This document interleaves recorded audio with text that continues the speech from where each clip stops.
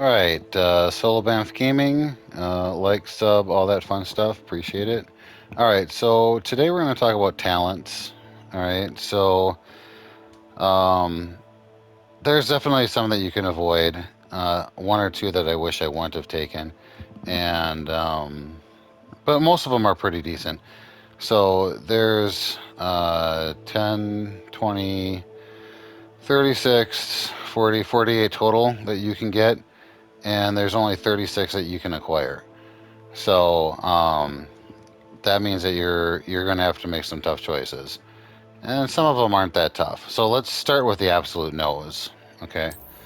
As far as the stealth one goes, I took this on my original character because you want to be able to move quicker when you are invisible, but you still end up slower than if you were just walking normally. So a better option would be um, just using a potion of invisibility. The potion of invisibility, you can flat out sprint as if you were just a normal character. And you're not still doing this hunched over crawl walk thing. All right. And you don't even need a feat for that.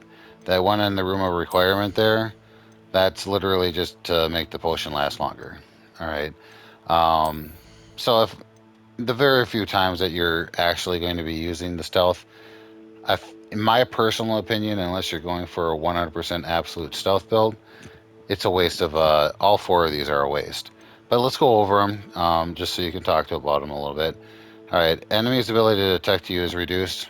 That's kind of nice because there are times when there are like 3 or 4 stealth missions inside the game.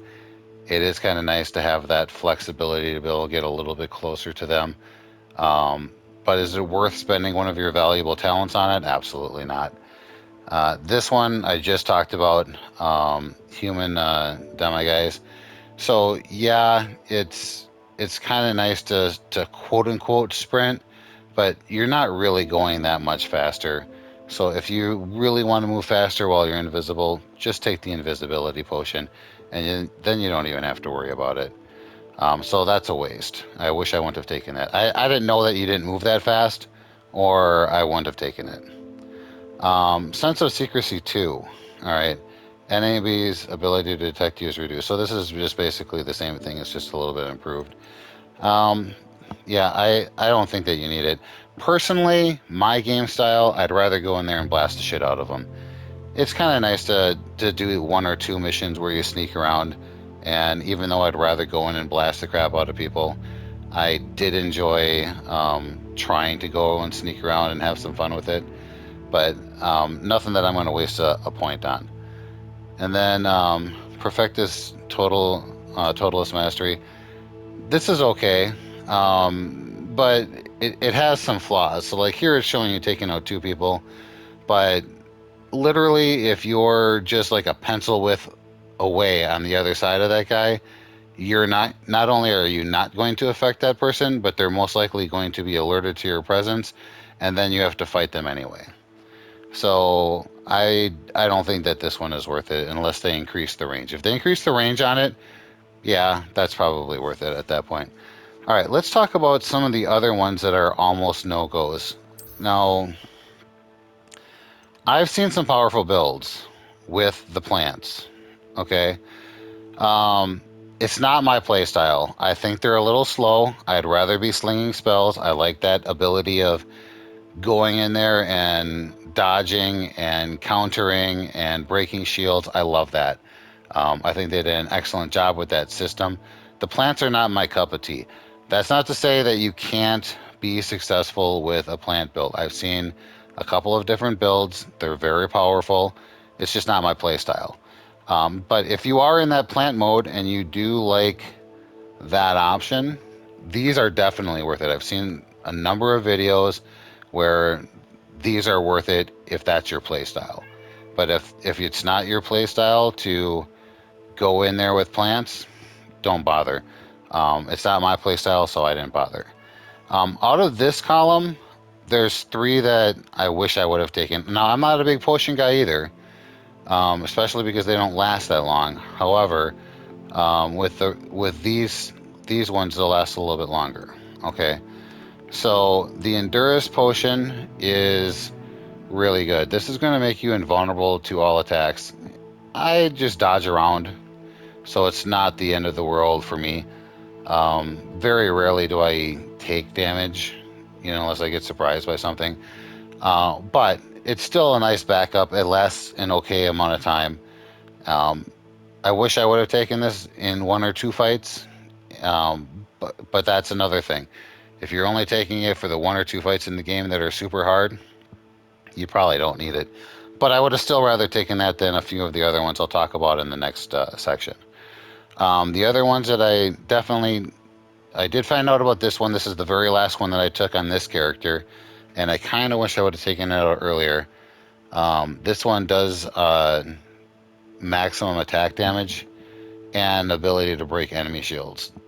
So a lot of the times I will simply use this loadout here. Oops. You can see down in the lower right hand corner there. That's I'll usually just use the curses. Curses break all shields anyway. So just run around until you get the curses back.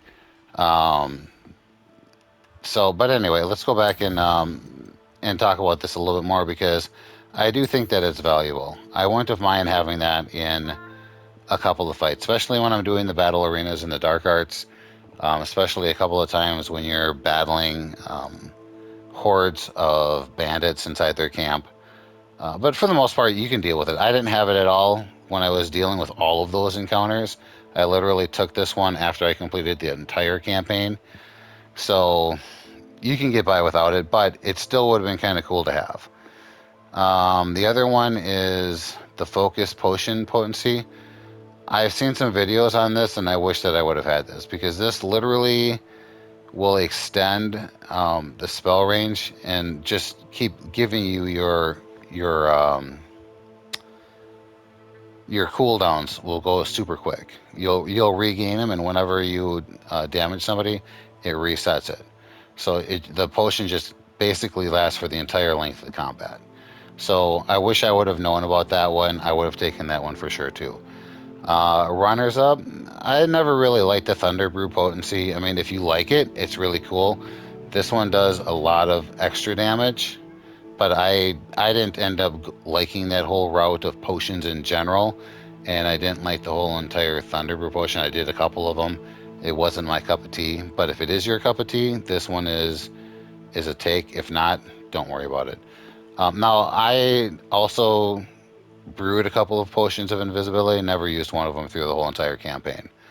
The disillusionment was enough, and then for the one or two sneaky missions that are there, um, I'm running through on the Slytherin one right now. The first one I did was my Gryffindor character. So when I do the Slither one, I'm going to have some invisibility potions, and I will probably use those over the disillusionment, just to get the extra walking faster. Other than that, I'm probably not going to take this in particular because there's not enough times where I'm going to turn invisible. So out of this page, my personal preferences are going to be the Endurance Potion Potency, the Maximum Potion Potency, and the Focus Potion Potency. If you're into the plants, certainly check out this column.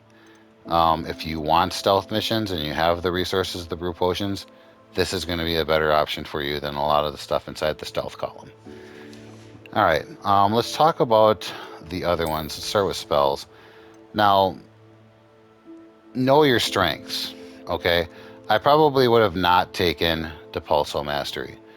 I mean, it is kind of cool to blast people away from you, but I don't like the spell in general. It's great for the puzzles that I have to use, but I don't have it on my selection wheel. All right. And speaking of that, let's just take a look at that right now because we're going to talk about the spell mastery selection too. Whoops, sorry. So right here I have, this is my main one. Accio is an absolute beast. Just the ability to pull anyone anywhere right in front of you is just huge. All right. I'll usually open up a combat and I'll charm someone, and then I'll run in with um, Crucio to that pretty much knocks them and a couple of other people near them out of combat. All right, and then I'll. Here's the problem. Right now, with my power level, yes, I can hit somebody and curse multiple people around them, but it only takes 3 or 4 hits max for me to kill most things in the game with basic attacks. So, yes, I can spread the curse and then Avada Kedavra, but that's it's only going to get a couple of people. I think the most I've ever killed was 7, and that's because I used Crucio on a troll, and then I did a bunch of basic attacks, almost killed him after about 5, and then on the 6th attack I just did Avada Kedavra, and I was able to kill about 7 people. So that's kind of where I go. All right, obviously this one takes quite a while to rewind, but if you have the focus potion, you're going to be able to get that back really quick. So that's why I'm saying that that's probably worth it on your thing. All right, so now if we look at my other setup, so this is the setup for most of the things in the game, going against bandits, obviously.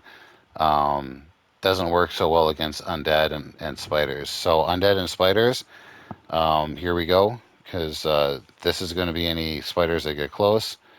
And then obviously, we got configure damage and Bombarda. Both of those are really good for taking care of. Well, Bombarda, not so much, but it is kind of nice to blast them. So once you break down um, their initial defenses with an Incendio, then you can bombard them pretty quickly, and that's good. Now, I do have the Expelliarmus in here. That's mainly because when I'm using this, I also use it as a switch between, like, if I'm in the bandit camp, I'll start out with all of the curses. While the curses are recharging, I'll switch over to this wheelhouse, and then I can Expelliarmus. Now, if I know I'm just going against nothing but spiders, obviously they don't have anything to disarm, so I'll put a Defendo in there, because obviously that does a crap ton of damage. Now, I know people are screaming at me from the YouTube world. I can hear you. Yes, I know that if you freeze something with Glacius and then you Defendo, you're going to do a crap ton of damage. But at this power level, I'm killing almost everything in the game with 3 basic attacks. So doing a 2-hit combo to 2-hit them is stupid. All right, at this level. Make sure lower levels, go ahead, go nuts, whatever. But at the higher levels, I don't need this combo, and you won't either. All right, I do have one where it's just going to collect animals, going inside the vivarium. I don't really feel the need to have I did at one point. All right, at one point I did have all 4 of them just set up for combat, and I was swapping between all of them.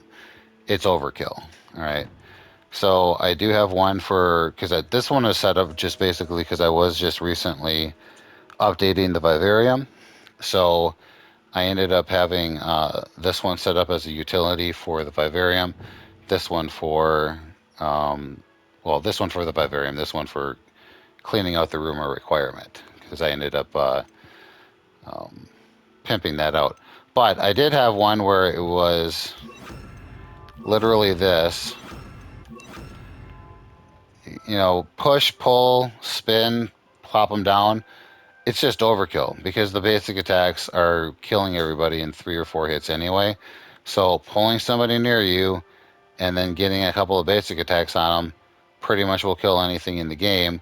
So the ability to pull them, flip them, knock them down, and then push them back, they're dead before half of that combat maneuver gets off. So there's no reason for it. So right now it's just overkill. I did have whoops. I always have. I usually have Accio in this slot right here. Um, I did have this set up for a while, where I would pull somebody near me, blast them, freeze them, and then Defendo. I mean, I know that does a crap ton of damage. I still just don't care. I kill them quickly. It's not the end of the world. Whoops, I like this one on the bottom, that one over there. The other thing is, I know that the transformation is powerful. All right, I know that you can make it. All right, well, let's talk about one more thing here that I don't ever use. I don't ever use the Leviaso. In fact, this whole entire top row, actually, with the exception of Akio, these top two, you could just get them out of the game as far as combat goes, and I'm okay. So any of the skill trees that we have under the talents that involve those, I'm personally not going to take. Now, it's not to say that I don't see value in some of these for very certain applications, and obviously you need them for some of the puzzles. But overall, they're not in my wheelhouse, and I don't play them.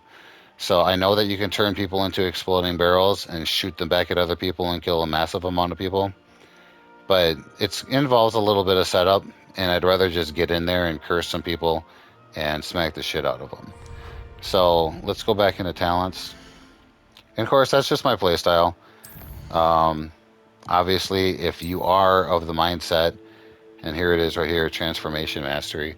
If you're of the mindset that you like to turn people into barrels and then pick that barrel up and throw it at someone else, I mean, yes, it does a ton of damage. Yes, it's going to kill the person that was turned into the barrel and most likely kill the person that you're targeting with the barrel and probably take a couple of people around them out. That's fine. It does a crap ton of damage. I don't want to waste one of my slots from the curses to put that into the wheel.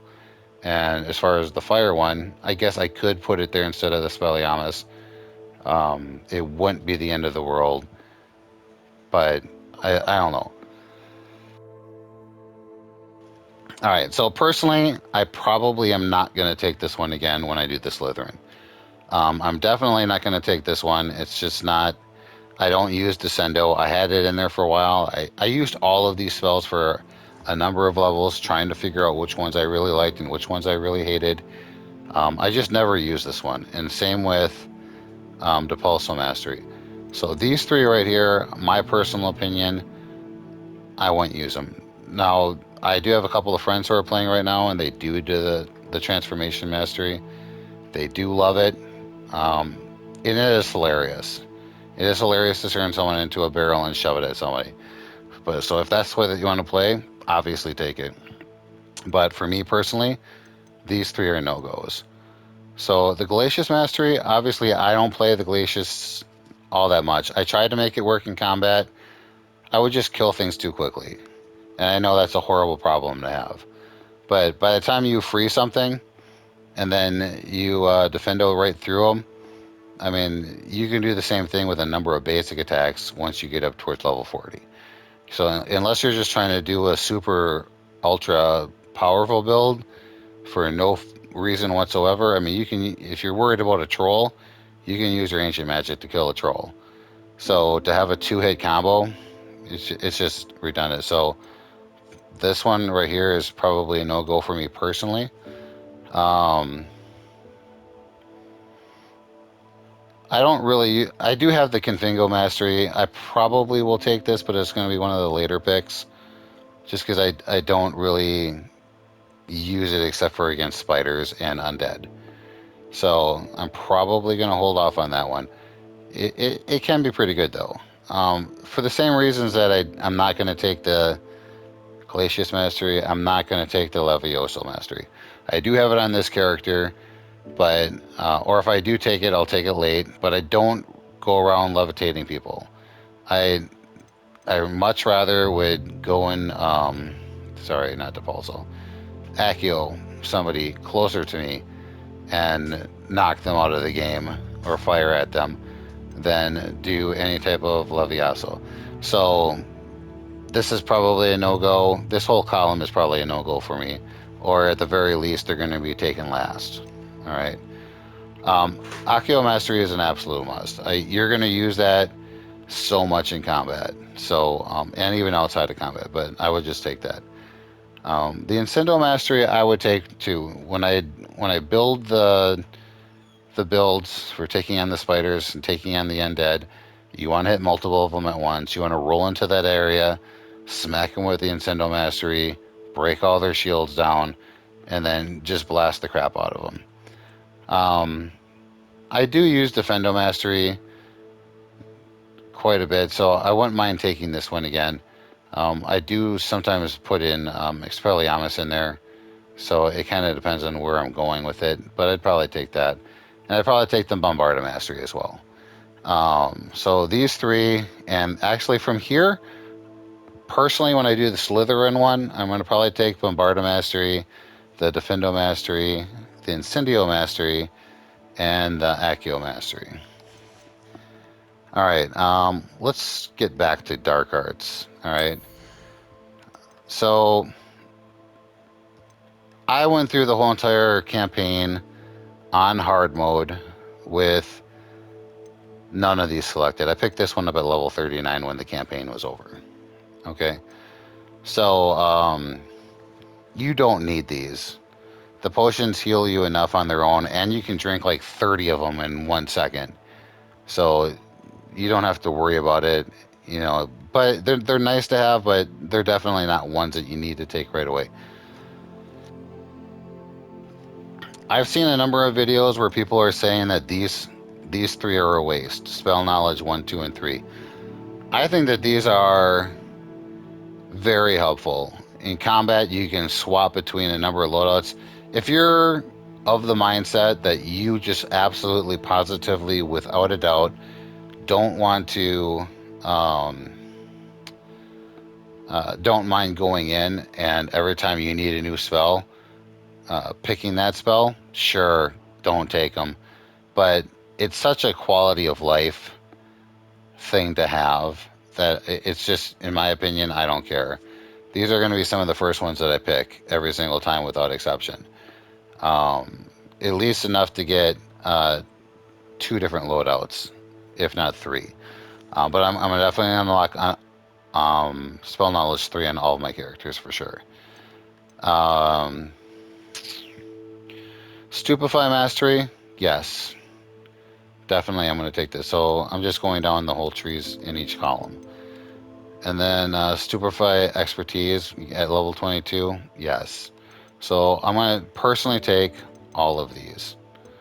All right. Now, for some reason, when I had my character in the Gryffindor one, I didn't unlock this until level 22, 23, something like that, because I didn't do that quest right away. I started doing a lot of the side quests as they were popping up and doing some collectible things and exploring the world. So I didn't do the main quest right away. So when I ended up getting this, I had like 16 points to spend. So I instantly bought like all of these. This was the very first column that I bought. And I did not regret it then, and I would not regret it again. I do like these 2 trees here. Well, actually, I like this one. I think you can do without the Swift. I don't think that it's necessary, or if it is, you can get it mid to late game. It's definitely fun to roll around the map and teleport from one side to the other, but I can't tell you the number of times I tried to teleport from one side to the other and tried to hold the button down. It didn't work, and then I ended up getting hit by something because I was concentrating too hard on trying to do the teleportation. I'm not saying that it's like impossible or whatever. It's just, it was an extra step, and most of the time I didn't need it. So you could just get away with regular dodging, but it is fun. So I'll eventually pick it up, but it's probably not going to be my number 1 priority. All right, Ancient Magic Throw, Protegal Absorption, all right, this is one of the very first ones you need to take. All right, the Revelio Mastery. You're going to be using the shit out of this spell throughout the entire game, period, hands down.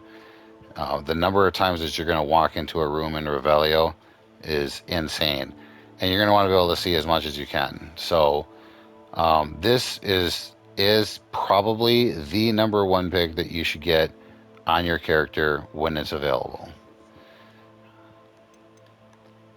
that and knowledge 1. All right, those are the 2 that I would probably go for because the game is not hard.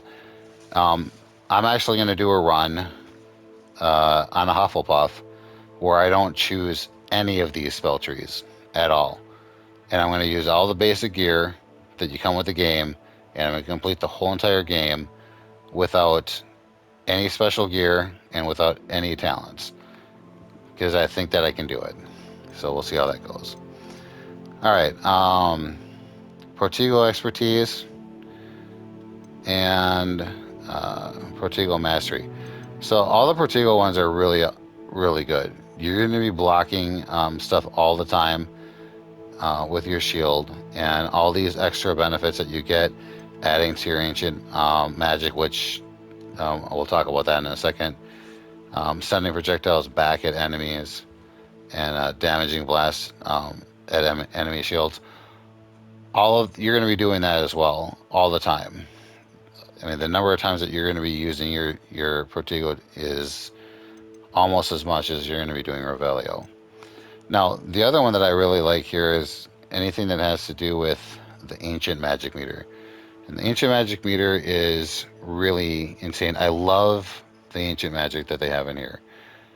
There's nothing like smacking somebody to death, turning them, making them explode, turning them into like a little ant and then stepping on them, turning them into a chicken. All that stuff is great. I don't know who came up with that whole idea for that, and the ability to throw barrels and all that other stuff. I mean, that makes it really like an extra mile in the game. So I really like that. And of course, you're going to want basic cast mastery. You're going to be doing a lot of basic attacks, and especially when you get up to level 35 and 40, your basic attacks are going to just crush people. Like I said, I can kill most things in the game with 3 or 4 hits. So that means I'm not using my curses in a lot of combat scenarios. All right, so as far as this, I'm going to go for pretty much everything in here except for the Wiggenweld potencies. I'll probably pick up, like here I picked up this one at level 39. I might pick one of those up a little bit earlier because I'm not going to be taking some of the ones from the spell section. So I might pick up one of these a little bit earlier, but I don't think they're necessary. Other than that, I think all the rest of these are pretty much no-brainers at some point in your wizarding career. So that just leaves us with the dark arts. So let's talk about that. Yes, good. Take them all. All right, done. All right, well, let's go into them a little bit. Dealing damage to a cursed target inflicts damage to all other cursed targets. Problem with this is when you're at higher levels, you're going to kill your targets quicker than you're able to curse them. It's a good problem to have, but it's still a really good feat. Stunning curse, yes, you want this. This is going to go with your Protego. It's going to help you out quite a bit. Whenever you disarm, you're going to be cursing people.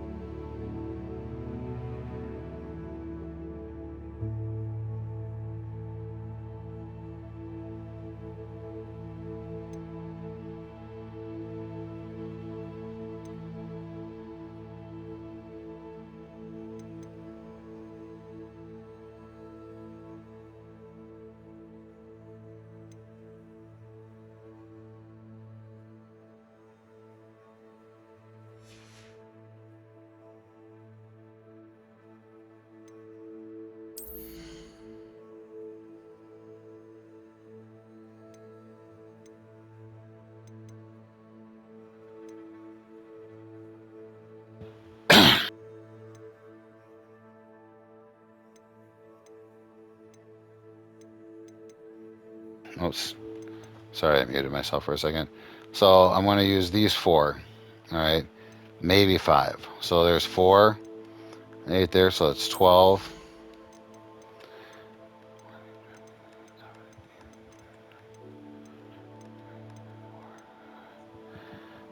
So this will be 26.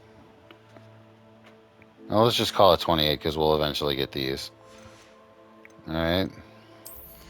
We're not going to use any of those. So 28, so 29, 30, 31. So that's going to give me 31 out of 36. It's going to leave me 5 extras to work with. So that's my own personal preference. You know my thought process on why I'm going where I'm going with what I'm going with. But you know, you do you. Figure out what your play style is. Again, if you like the idea of throwing plants at people and having the plants just blast the crap out of people, I've seen some very, very powerful builds, especially with these 3 room of requirements. They're just insane. It's not my playstyle. I don't want to summon things to fight for me. I want to be the one that's fighting. I might actually do, when I do the Ravenclaw, I might actually just go ahead and do my Ravenclaw character with this setup, just to have some fun with it. You know, because at that point I've already cleared it. Like, I'm going to do Ravenclaw last, so that I'll have already cleared the game like 3 times normally. And like I said here, Endurance Potion, Maximus Potion, and Focus Potion. The other ones you can get away with if you like the Thunder Brew. It's not my cup of tea, but if you really like that concept, definitely pick that one up because it's going to make it infinitely better. And if you do want to be stealthy, I would go with those potions instead of any of these stealth feats. I don't want whoever made the stealth feats. I'm not trying to knock on you, but they're not as good as they seem. All right, they need a little bit of a tweak. All right, well, that's going to be my wrap up video there for the talents. Hopefully, some of that information was helpful for you. Certainly leave a comment below if you have any questions or concerns. Please like and sub, and I will talk to you at the next video. Thank you very much.